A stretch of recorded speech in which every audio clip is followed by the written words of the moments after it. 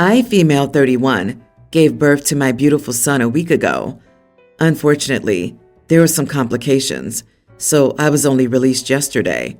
But I'm so grateful to be home with our baby boy. When my water initially broke, my husband 33 and I were at home, and I happened to be standing on my bedroom carpet. Cleaning was not the priority, so I threw some towels down, and we left for the hospital. During the time we were in the hospital, my mother-in-law, 59, kindly offered to feed our dogs for us, and we were very appreciative of her help. It was only once we got home yesterday that I saw my mother-in-law had left a receipt and a note stuck to the fridge saying that she had cleaned my bedroom carpet and wanted to be reimbursed. She had also taken it upon herself to clean the rest of the house while she was at it, and all in all would like a day's pay at $25 an hour, plus $200 worth of products. Now, while it was nice of her to clean my carpet and then the rest of my house, neither of us asked her to do this. My husband wrote her the following text. "Hey Mom, we really appreciate your help over the last few days. While my name was in the hospital, it was great having someone to look after the dogs. We noticed your note and receipt on the fridge and are a little upset you took it upon yourself to, number one, snoop through the house, as neither of us had told you about my name's water breaking in the bedroom. 2, go out and buy hundreds of dollars worth of cleaning products. And then 3, charge us for your time and the aforementioned products. We'd also like to ask where these cleaning products are, as if we're paying for them. We'd certainly like to get our money's worth. When we entrusted you with the dogs, we really thought you were helping us out of the good of your heart and not giving you an opportunity to make a quick buck. We're family, and we're hurt that you would do something like this while my name was so unwell." My mother-in-law immediately responded to my husband, saying that she did what she did out of the kindness of her heart, and she couldn't believe we would be so ungrateful. I've also received some texts from extended family members saying that mother-in-law didn't have to help me, but did do so despite her advanced age, out of love. I've had to turn off my phone so I don't have to deal with all the text. However, my husband still gets a lot of hate from his family because we're manipulating the situation and making mother-in-law the bad guy when she was only trying to get the house ready for the baby. I'm upset by the whole thing, but my husband is now saying that we should pay to get the extended family off of our back and enjoy this time as new parents, rather than deal with all this. I'm not okay with paying his mom for anything. She sent another text to my husband earlier saying she would be happy to gift us the products, i.e. take it off of our bill, but she would still like to be paid for her time, given that she dealt with a biohazard. So am I the idiot for refusing to pay my mother-in-law? Not the idiot. It's only help if the recipient wants it. Otherwise, it's imposing yourself on them. Charging for it's only doubling down on the problem, because now it's forcing unwanted commercial services on you. If she'd done it out of the kindness of her heart, the most she could possibly ask for is the cleaning supplies, because that's the only thing she's out of financially, and I'd be given even that the side eye. Where are the cleaning products? They're non-existent. Watch out. She'll offer to spend time with the baby and then charge you $25 an hour for babysitting. OP, you should go into her house when she's not there and do some unasked things and then bill her for it, e.g. mowing the lawn, rearranging the kitchen, etc. Then when she protests, call it even and let the extended family know. Also, I would never allow her in my house again or ask for help. This is really cheap behavior. I did it out of the kindness of my heart. Now where's my money? Lady, the kindness of one's heart doesn't come with a price tag. For $200, you can bring in a professional cleaning service. To the flying monkeys, this is none of your business. Back off and stop contacting us. Then block them, OP. Rest up, and I hope you can find some way to let this become white noise and enjoy this time with your husband and baby. My wife, we'll call her Katie, has been pregnant for the past 4 months. We were initially very excited to learn that we would be parents after we had been asked for years about when we were having kids by friends and family members. But it was pretty clear early on that Katie would be a miserable pregnant person. She started mistreating me in the first few months, and that bad attitude has only worsened as time passed. For example, she's been having morning sickness for months, but when I suggested that she eat a different diet, she yelled at me and told me that I didn't understand. And it's been like that with a lot of things. Finally, after Katie was whining like a child about her boss at work last night, I'd had enough. I confronted her and told her she was belittling me and ruining our relationship. I also told her I was trying my best to be helpful, but she kept pushing me away. She grew defensive and told me that I had no idea what she was going through and that her hormones were making her moody and sometimes irrational. I thought that this was a total cop-out, and I told her so. I said, "You've decided to act the way you are and have made belittling me your little manipulative game. So next time it happens, I won't speak to you." She became furious, yelling at me and slamming the bedroom door shut. She told me that I needed to sleep on the couch last night, which I did, but even this morning, she was still not over our disagreement. She wouldn't even kiss me goodbye as she left for work. I wondered earlier today if maybe her hormones are to blame for her antics and that I misjudged the situation completely. But I told myself that that couldn't be true, given how pervasive her abuse has been.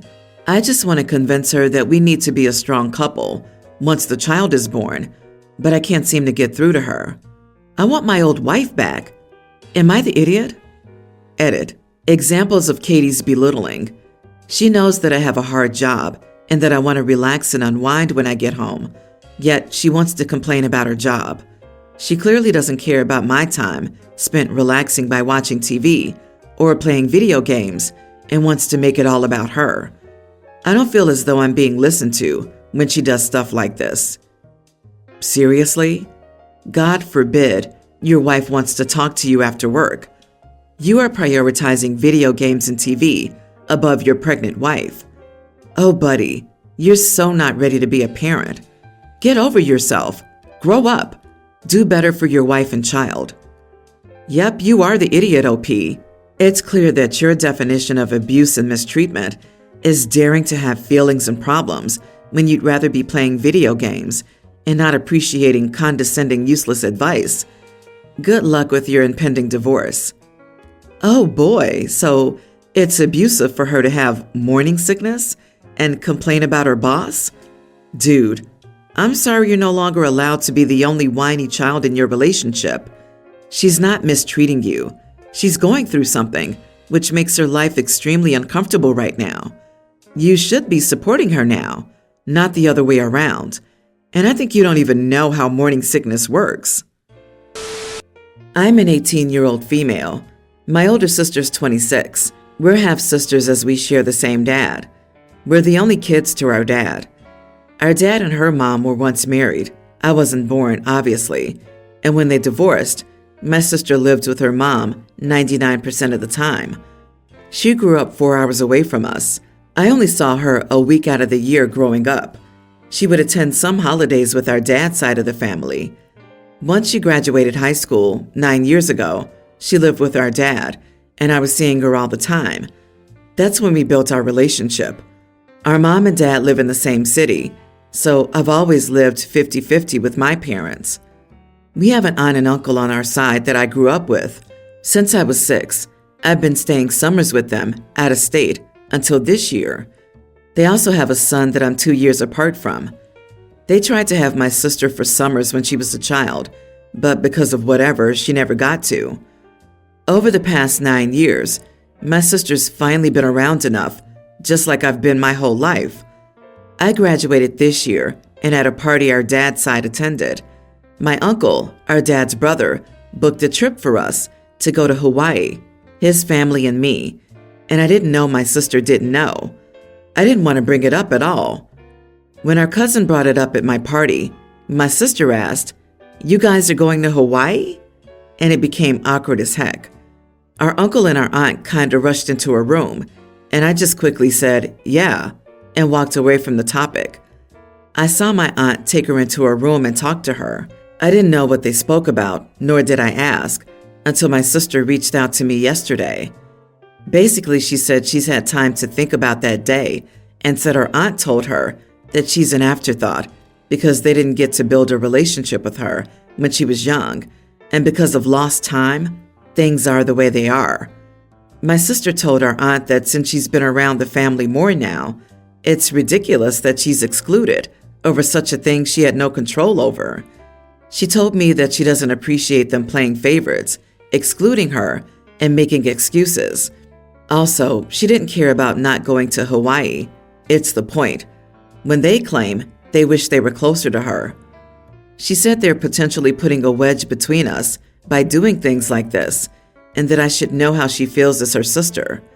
I told her this has nothing to do with me, and that our aunt had a point about her childhood being the biggest reason things are the way they are. I also told her that she was wrong for thinking our aunt was playing favoritism. She told me it's a shame that I don't see an issue with this, and that she looks at me differently for siding with my aunt, which I'm not even doing. She said she clearly can't talk to me about how she feels, and it's wild how I'm siding with someone who really hurt her.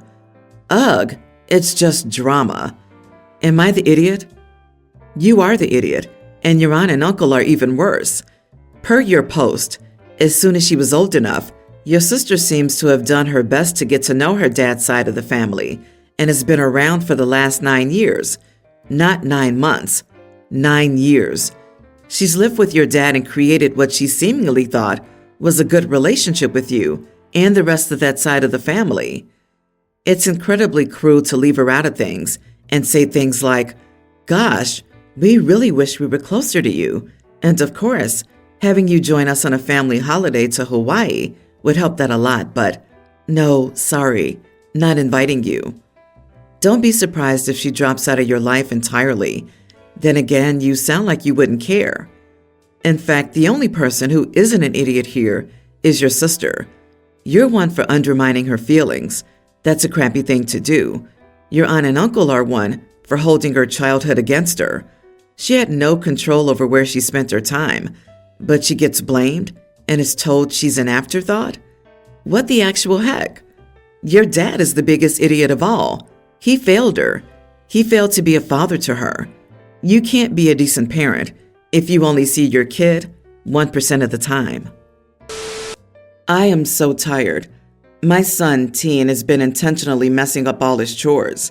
I started to teach him how to cook more complex stuff. I expect him to cook dinner twice a month. Complex meals like roasted veggies, and I tried some simple soups. And other stuff like proper deep cleaning, how to clean the bathroom well, laundry. Think grown-up chores. He messes up. At first, I thought he was just having a harder time, so I spent more time on it with him. It drove me insane because I tried so many ways to teach him, and I was getting quite frustrated. I even went to book an appointment to see if he had ADHD or something. I canceled it after I heard him talking with his friend, bragging about how he got out of chores by messing them up. I sat him down and talked to him, and he denied that, saying he didn't get it. He went as far as to say that it wasn't a big deal that he couldn't do it. So after I've been messing up his stuff on purpose to show how much of an inconvenience it is, for example, he forgot to turn on the dryer and he had wet clothes. We argued today, thinking I'm a huge jerk and that he knows I'm doing it on purpose. I told him that was the point, and I wouldn't stop until he does his stuff correctly. He won't talk to me and my husband is on his side. Am I the idiot? Not the idiot. Since your husband is on his side, let him handle the chores originally assigned to your son. Oh, dinner isn't on the table? Well, that's too bad. Guess I'll be having some fancy meal I pre-made for tomorrow. Would you like to have some? Oops, sorry. There's only enough for me. Am I selfish? Nope, I'm just hungry. You want something to eat? There's the kitchen. Help yourselves. Oh, your room isn't clean. Well, here's the mop. Trash still needs to be taken out?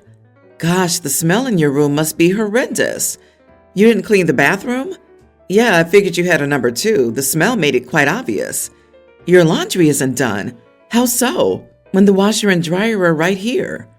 Be snarky and unapologetic about it. They're not ready to put in their fair share of work? Well, that's too bad. Neither are you. And tell your son that a teen who doesn't know how to clean a toilet, do his laundry, or cook a simple meal twice a month is ridiculous and borders on pathetic. There was an article about a woman who took her husband's car keys because he couldn't figure out how to work a washing machine. If that's too hard, then he shouldn't be driving as it could be dangerous. He should only learn to drive if these basic things are manageable for him. LOL. Play stupid games and win stupid prizes. Normally, I'd advise against childish tactics, but the lack of support from your husband means you don't have any other cards to play. If he doesn't have an issue with your son's behavior, then he can take over your son's chores. Yeah, you don't just have a son problem, you have a husband problem. Oh man, at first I was skeptical, like you might be the idiot, but once you overheard him bragging about it, and then he denied it, I can't think of a better tool for the job. What I want, though, is an update. I mean, wet clothes are awesome, and I want to hear what else you come up with. I did the wet clothes, and I didn't remove the plastic off the cheese slice for his lunch. I forgot how to use an iron for his clothes. The cups that he uses regularly were washed facing up in the dishwasher, so they were filled with dirty water. He forgot to pack his books, so that stayed on the counter, and I didn't remind him. Really, everything I do for him, I've been forgetting to do it or screwing it up in some way. I'm only on day 3. He didn't really notice the first day. I'm confused with my husband on this. He does pull his weight with the chores, so I don't understand why he backs up our son on this. I know he wants our kid to be a kid, but kids do chores. My fiance, 27 male, and I, 26 female, are getting married next Saturday. 3 days ago, my grandfather passed away. My grandmother, mother, siblings, and other family members are devastated. The problem is, I'm really not. I shed a few tears, but truth be told, my grandfather was kind of an idiot, and we didn't have the best relationship. He wasn't that great of a husband either. I know for a fact some family members share this sentiment, even if they won't say it out loud. If the shoe was on the other foot, I don't think he would cancel an important event for me. My mother's saying that I'm not thinking right and to keep her and my grandmother's feelings into consideration, but I don't care. I'm dying to marry my fiancé already. I just feel like it's our time to do this. If I cancel, we'd also be losing a ton of money on deposits that we've made, venue, catering, etc. The funeral will be on Wednesday, so 3 days before our wedding. I heard whisperings of family members saying they'll no longer be attending the wedding, which is hurtful. So am I the bad guy for this? Not the idiot. It's the family's grief, but it's not the family's money lost on months of planning up in flames.